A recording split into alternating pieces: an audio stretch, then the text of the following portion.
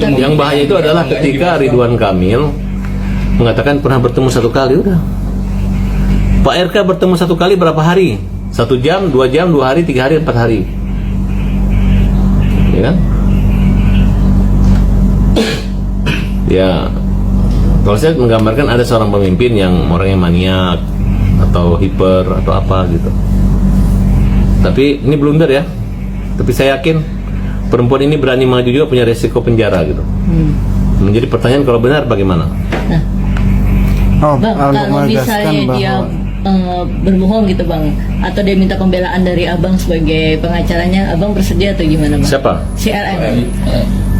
LM ya, kita melihat dia berada di posisi yang lemah, walaupun ada sedikit cara-caranya yang lebih terkesan butuh ekonomi gitu. Tapi selama dia tidak motif ekonomi, saya siap membela. Dan kita kalau sudah membela itu tidak akan mundur. Apapun resikonya bang, apapun resikonya. Oke. Saya yakin kalau saya membela LM itu saya tahu mengatasi persoalan ini, karena saya adalah pelaut yang pernah melaut. Pelaut itu bang? Apa itu, nggak boleh tahu. Tapi menegaskan kembali apakah emang sumpah pocong yang tadi disebutkan itu untuk hanya untuk membuktikan? Ya, RK harus sumpah pocong supaya masyarakat Sunda tahu bahwa dia itu tidak berbohong. Kalau sudah dia sumpah pocong, masalah berbohong nomor 2. Yang penting orang tahu dia berbohong. Masalah dia tiba-tiba nanti mati karena berbohong, ya itu urusan dia dengan Tuhan. Lebih bagus malu setengah mati daripada nggak mau malu dari mati kan? Betul nggak? Gara-gara sumpah pocong. Sumpah pocong kan resikonya mati. Nah itu juga alternatif dari tes DNA ya bang? Tes DNA itu kalau saya duluan, saya yang duluan. Kalau saya tidak berani, ya saya nggak berani. Saya pastikan Ridwan Kamil nggak berani. Nggak akan berani dia tes DNA. Alasannya apa bang? Alasan dia pernah ketemu 1 kali kan. Sedangkan orang mandi di sungai aja bisa hamil. Dalam film dongeng ya.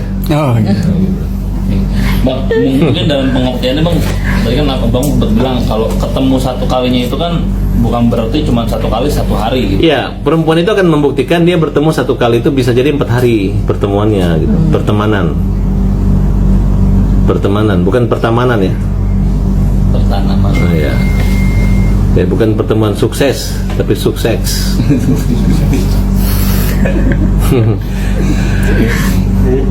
Hukumannya apa sih bang kalau misalnya Nah, jadi gini, kalau hukumannya gini nih. Ini perzinahan sama orang yang sudah punya keluarga dengan ya. Itu menurut pasal 284 KUHP ya, itu diancam hukuman penjara 9 bulan. Yang bisa melaporkan itu adalah Ibu Atta, istri dari Ridwan Kamil. Dia bisa melaporkan suaminya, bisa melaporkan wanita itu. Jadi yang posisi takutnya adalah perempuan itu. Dan gampang buat Ibu Atta untuk melaporkan dia. Syukur-syukur dilaporin dua-dua, sehingga Atta bisa mudah cerai meninggalkan tanpa harus menangis kemudian memberi syarat. Nah yang jelas LM ini udah punya istri, suami, dan ada semua bukti-bukti indikasi bahwa dia udah punya suami dan sudah menikah dengan yang buat tato-tato itu kan. Nah, tapi nggak ada masalah. Ini bukan menyangkut kepentingan perempuannya lagi, walaupun perempuannya itu nakal, perempuannya itu bajingan, perempuannya itu mantan apa, mana ini. Yang penting kita melihat bahwa anak ini adalah kemanusiaan, anak kecil. Ya. Apa guna hidup kalau tidak memanusiakan manusia? Betul nggak? Pembela kaum lemah, parat awas. Om, kalau Ajar, Pablo. Ini kalau emang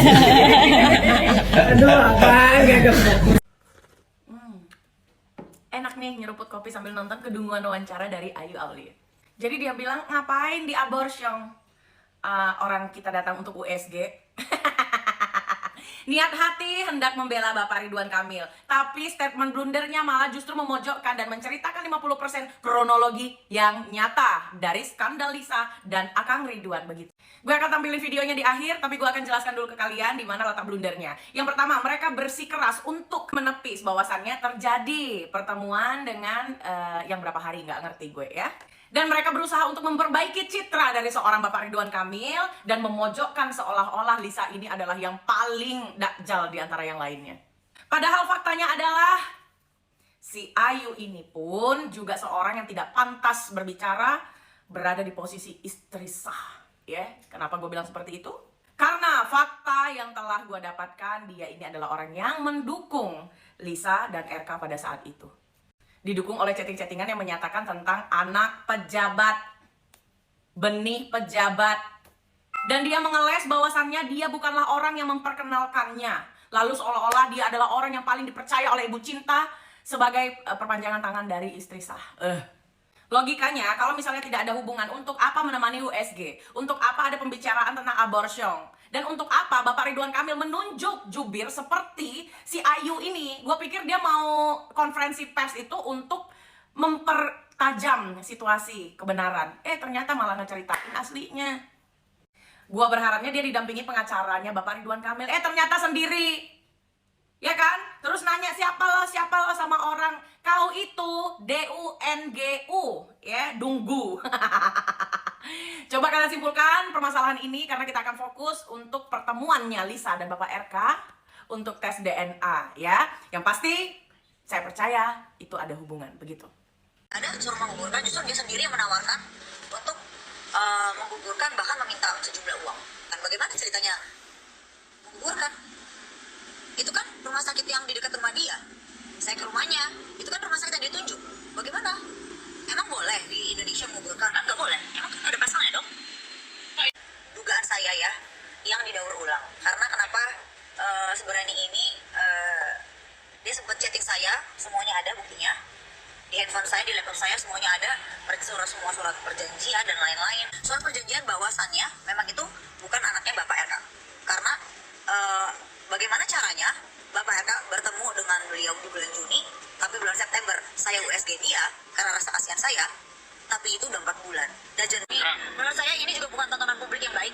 Dan kalau tadi bilang Pak RK sendiri sedekat apa sih? Saya lebih dekat sama Ibu Cinta dibandingkan dengan Pak RK. Oke Kak, ketika permasalahan ini bisa dibilang tuh muncul ya, jadi viral. Bu Cinta itu sedih, amat sangat sedih. Dan menurut aku, kok tega? Kok bisa ngomong begitu? Kalau bisa, tolong dia kasih bukti.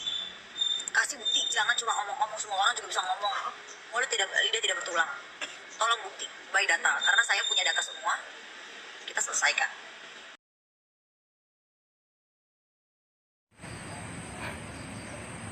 Halo sahabat, berjumpa lagi. Jadi kali ini saya bahas topik tentang Pak Ridwan Kamil ya, dan Lisa Mariana, yang katanya ada hubungan khusus atau perselingkuhan. Sebelumnya ini masih berupa gosip ya, atas asas praduga tak bersalah.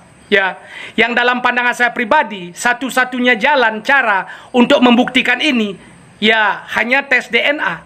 Itu aja, tes DNA, nggak ada yang lain. Kemudian kalian bertanya, seberapa akurat bang tes DNA? Yang saya pelajari, saya baca di dalam negeri maupun luar negeri, 99,99% tes DNA itu akurat.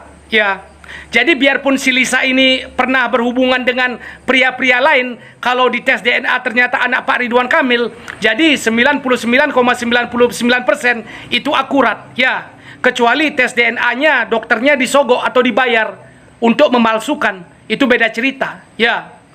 Kemudian kalian bertanya, apa mungkin bang Pak Ridwan Kamil begitu?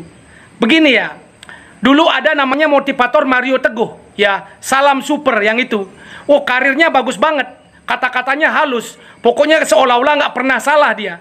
Betul banget gitu loh, memotivasi Mario Teguh. Namun karirnya hancur gara-gara dia tidak mengakui anaknya. Jadi Mario Teguh pernah berhubungan dengan wanita lain, punya anak, tidak diakui. Setelah tes DNA ternyata anak dia, wajahnya pun mirip. Disitulah kehancuran, mundur karir Mario Teguh. Ya, motivasinya nggak didengar lagi. Ya, kemudian kalian bilang, tapi Denny Sumargo pernah begitu bang, dijebak, bukan anak Densu. Ya, kalau begitu makanya Pak Ridwan Kamil ini ayo tes DNA. Kalau misalnya bukan anaknya, penjarakan si Lisa, penjarakan wanita itu, selesai urusan. Ya, dan dalam pandangan saya harus ada penengah. Kalau dulu sebelum KDM Kang Deddy Mulyadi jadi gubernur, KDM bisa menengahi tes DNA ini, Kang Deddy yang sebagai penengah. Namun sekarang mungkin dia sudah sibuk jadi gubernur kan gitu. Ya, biar tesnya tidak dimanipulasi oleh pihak Ridwan Kamil maupun pihak Lisa kan gitu. Ya. Yang membuat saya janggal adalah katanya mereka baru bertemu sekali, tapi baru sekali sudah dapat beasiswa. Entah spesial apa si Lisa ini. Kemudian keluarga Lisa datang sudah minta maaf dan lain-lain. Anak Lisa dibiayai, ketemu baru sekali. Ini janggal. Ya, jadi kembali Pak Ridwan Kamil di sini posisi lemah. Semakin dia nggak mau tes DNA, Lisa nantang tes DNA, orang akan lebih percaya Lisa, gitu loh. Ya, jadi Pak Ridwan Kamil dalam posisi lemah. Dia cuma bisa satu hal, yaitu mau tes DNA. Kalau nggak karirnya jatuh gitu loh. Jadi jangan bermimpi jadi menteri, jangan bermimpi jadi presiden ke depannya kalau nggak diselesaikan ini dulu. Ya, itu aja. Terima kasih. Atalia Praratia bocorkan kondisi terbaru Ridwan Kamil di tengah isu perselingkuhan. Atalia Praratia membocorkan kondisi terbaru sang suami Ridwan Kamil di tengah isu perselingkuhan yang beberapa pekan terakhir viral di media sosial. Diketahui rumor perselingkuhan Ridwan Kamil ramai di media sosial sejak Rabu 26 Maret 2025 malam setelah seorang wanita bernama Lisa Mariana membeberkan dugaan hubungan gelapnya dengan Ridwan Kamil di media sosial Instagram melalui akun pribadinya @lisa_mariana. Tak ada penjelasan detail terkait kondisi ex-gubernur Jawa Barat tersebut. Atalia Praratia juga tidak memposting foto keluarga saat Lebaran Idul Fitri 2025. Namun Atalia diam-diam membantu menyelesaikan masalah Ridwan Kamil.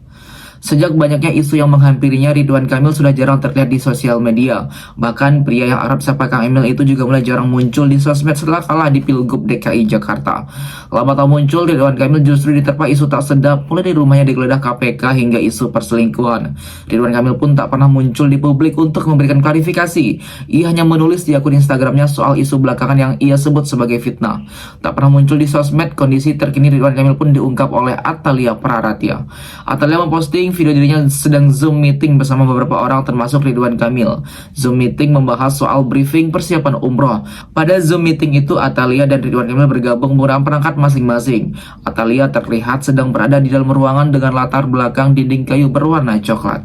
Tampak ada lukisan dirinya bersama Ridwan Kamil dan juga Camelia yang sedang memandang sungai Are. Sepertinya Bu Cinta sedang berada di rumahnya. Sementara itu Ridwan Kamil tampak berada di ruangan lain dengan latar belakang tembok berwarna putih. Ia juga memilih memblurkan belakangnya sehingga tidak terlihat jelas. Pada video yang dibagikan Atalia, Ridwan Kamil tampak tidak mengenakan kacamata. Sepertinya pada Zoom meeting itu mereka sedang mempersiapkan umroh ke Tanah Suci. Bismillah, briefing manasik umroh bersama keluarga Makci, tulis Atalia.